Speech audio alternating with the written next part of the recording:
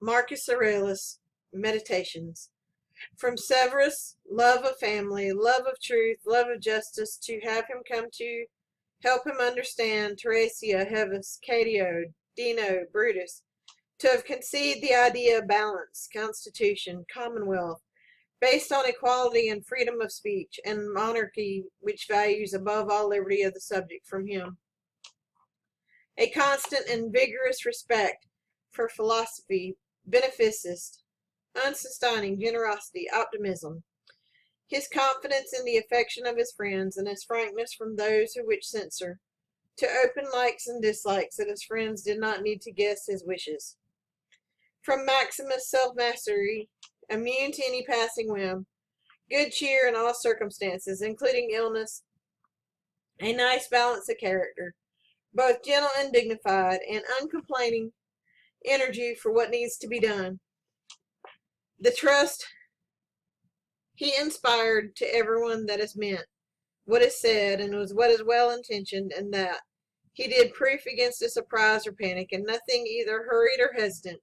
never short of resource, never downcasting or cringing, on the other hand, angry or suspicious, generosity in good works, and forgiving and truthful nature. The impression he gave, undeviating rectitude as a path chosen rather than enforced, and a fact that no one would ever have him thought himself belittled by him or presumed to be considered by himself superior to him in a pleasant humor. From my adoptive father, gentleness and immovable adherence to decisions made after full consideration,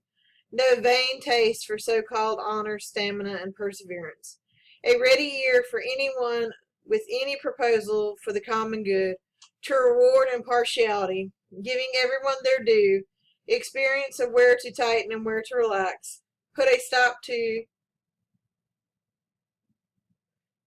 a common courtesy, excusing his court from constant attendance at dinner with him, the obligations accompanying him out of town, and those kept away by some of them, focused and persistent in deliberation and counsel, with the first impression, and leaving question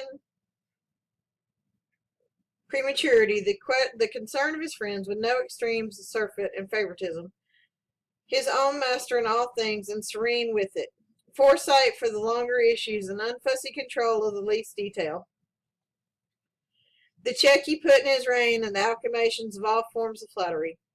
His constant watch on the needs of the empire, his stewardship of his resources, and his tolerance of some people's criticism in the area. No superstitious fear of the gods, nor with men a populism or eloquences courting of the mob, but the sober steadfast in all things, and nowhere any vulgar, newfangled taste. In those things which conduce the comfort of life, and here fortune give him plenty, to enjoy them without pride or apology, either there is no routine acceptance of their presence,